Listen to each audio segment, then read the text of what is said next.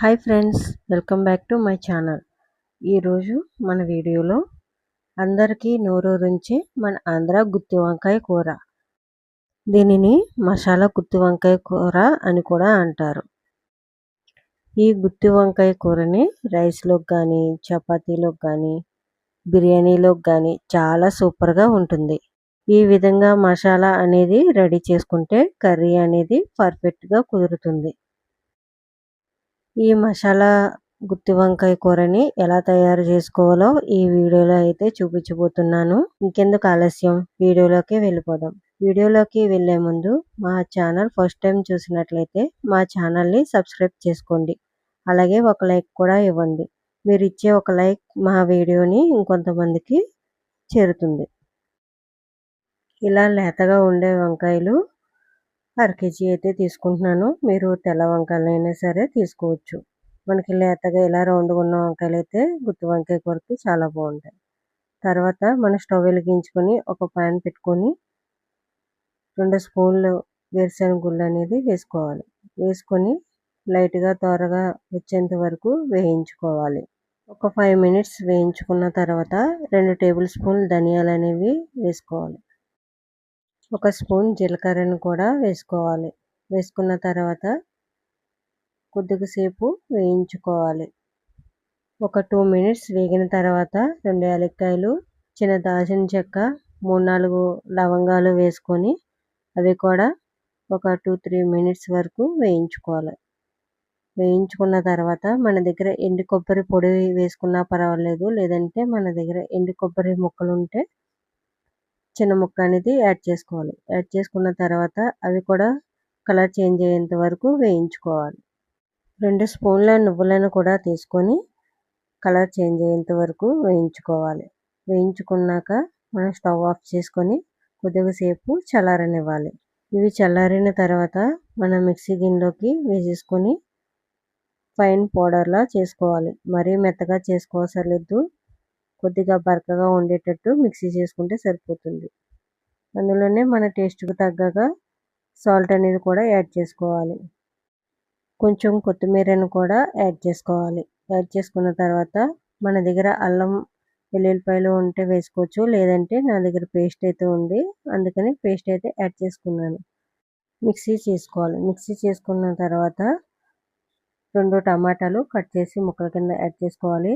తర్వాత 2 మీడియం ఉల్లిపాయలు కూడా ముక్కల కింద కట్ చేసుకొని మనం పేస్ట్ అనేది చేసుకోవాలి. ఇందులోనే మనకి టేస్ట్కి సరిపోయేంత కారాన్ని కూడా యాడ్ చేసుకోవాలి. 1/4 టీ స్పూన్ పసుపుని కూడా యాడ్ చేసుకోండి. యాడ్ చేసుకున్న తర్వాత ఇవన్నీ కూడా ఒకసారి గ్రైండ్ అనేది చేసుకోవాలి. గ్రైండ్ చేసుకున్న తర్వాత మనకి పేస్ట్ అనేది ఈ విధంగా ఉంటుంది. మనకి ఇలా కచ్చాపచ్చాగా ఇలా ఉంటే సరిపోతుంది. ఇలా పేస్ట్ చేసుకున్న మిశ్రమాన్ని ఒక గిన్నెలోకి తీసేసుకోండి. ఇప్పుడు మనం వంకాయలు అనేవి కట్ చేసుకోవడానికి ఒక గిన్నె అనేది తీసుకొని అందులో వాటర్ వేసుకొని కొద్దిగా సాల్ట్ అనేది వేసుకోండి. సాల్ట్ వేసుకోవడం వల్ల మన వంకాయలు కండ్రెక్కకుండా బ్లాక్ కలర్ రాకుండా ఉంటాయి. మనకి వంకాయలు అనేవి ఇలా కట్ చేసుకొని 4 ముక్కల కింద కట్ చేయొచ్చు, లేదంటే 8 ముక్కల కింద అయినా కట్ చేసుకోవచ్చు. ఇలా మనం ముచ్చుకులు తీయకుండా మధ్యగా ఇలా కట్ చేసుకొని 8 ముక్కల కింద కూడా చేయొచ్చు, లేదంటే 6 ముక్కల కింద అయినా మొత్తం అన్నీ ఇలా కట్ చేసుకొని వాటర్లో వేసుకొని మనం తయారు చేసుకున్న ఉల్లిపాయ స్టఫింగ్ అంతా కూడా ఇలా వంకాయల్లో స్టఫ్ చేసుకోవాలి. మొత్తం అంతా కూడా ఇలా స్టఫ్ చేసుకొని ఒక్కొక్కటిగా పక్కన పెట్టుకోవాలి. మొత్తం ఇలా అన్ని వంకాయలకు కూడా ఇలా స్టఫింగ్ అనేది పెట్టేసుకొని మనం అన్నీ కూడా పక్కన పెట్టేసుకోవాలి. చూసారా, ఇక్కడ చూపిస్తున్నట్టుగా మొత్తం అన్ని వంకాయలు కూడా ఇలా రెడీ చేసుకొని పక్కన పెట్టుకోవాలి. ఇప్పుడు స్టవ్ వెలిగించుకొని ఒక పాన్ పెట్టుకొని 3 స్పూన్ల వరకు ఆయిల్ అనేది వేసుకోవాలి.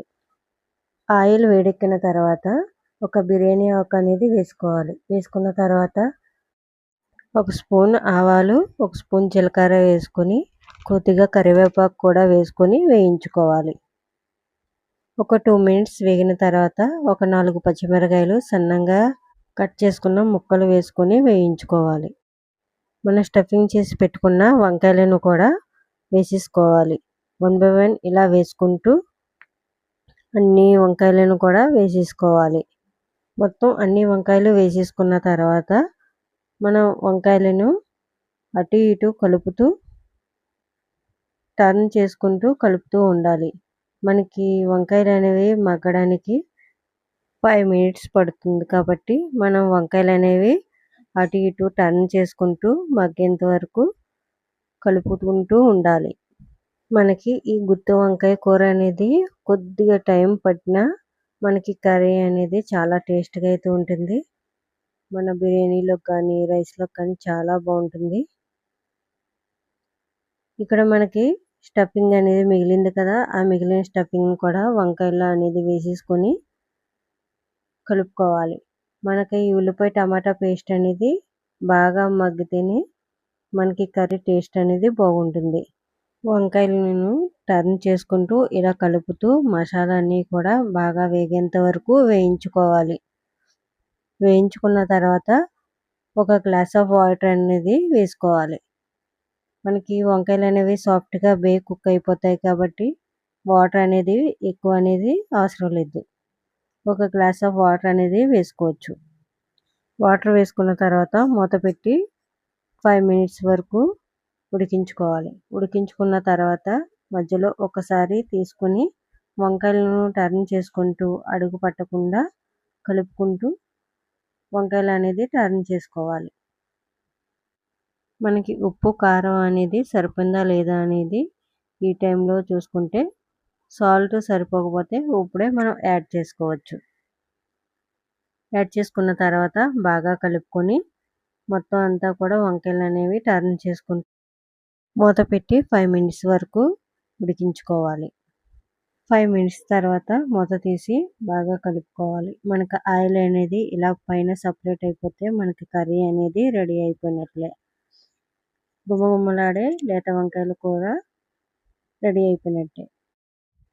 లాస్ట్లో మన కర్రీ రెడీ అయిపోయిన తర్వాత కొద్దిగా కస్తూరి మేతిని వేసుకుంటే మనకి కర్రీ అనేది ఇంకా చాలా సూపర్ టేస్టీగా అనేది రెడీ అయిపోతుంది. చాలా టేస్టీగా ఈ గుత్తి వంకాయ కూర అనేది చాలా ఈజీగా తయారు చేసేసుకోవచ్చు. అంతేనండి, చాలా సింపుల్గా గుత్తి వంకాయ కూర గుమగుమలాడే టేస్టీగా రెడీ అయిపోయినట్టే. లాస్ట్లో కొద్దిగా కొత్తిమీర అనేది గార్నిష్ చేసుకోవాలి. కొత్తిమీర వేసుకున్న తర్వాత ఒక 5 సెకండ్స్ అనేది ఇలా కలుపుకొని స్టవ్ ఆఫ్ చేసుకుంటే సరిపోతుంది. అంతేనండి, చాలా ఈజీగా గుమగుమలాడే గుత్తి వంకాయ కూర రెడీ అయిపోయినట్లే. మనం రైస్లో కానీ బిర్యానీలో కానీ చపాతీ రోటీ దేనిలోకైనా సరే చాలా బాగుంటుంది ఈ కర్రీ. టేస్టీగా గుమగుమలాడే గుత్తి వంకాయ కూర రెడీ అయిపోయినట్టు. మీరు కూడా తప్పకుండా ట్రై చేయండి. ఎలా వచ్చిందో మాకు కామెంట్ చేయండి. వేడి వేడి అన్నంలో ఈ గుత్తి వంకాయ కూర వేసుకొని తింటే చాలా బాగుంటుంది. తప్పకుండా ట్రై చేయండి. ఈ వీడియో నచ్చితే లైక్ చేయండి, షేర్ చేయండి, మా ఛానల్ని సబ్స్క్రైబ్ చేసుకోండి. పక్కనే ఉన్న బెల్ ఐకాన్ కూడా యాక్టివేట్ చేసుకోండి. అప్పుడే మా వీడియోలు అనేవి మీ వరకు చేరుతాయి. తప్పకుండా మా ఛానల్ని సపోర్ట్ చేయండి. మీ ఫ్యామిలీ ఫ్రెండ్స్ అందరికీ షేర్ చేయండి. Thanks for watching.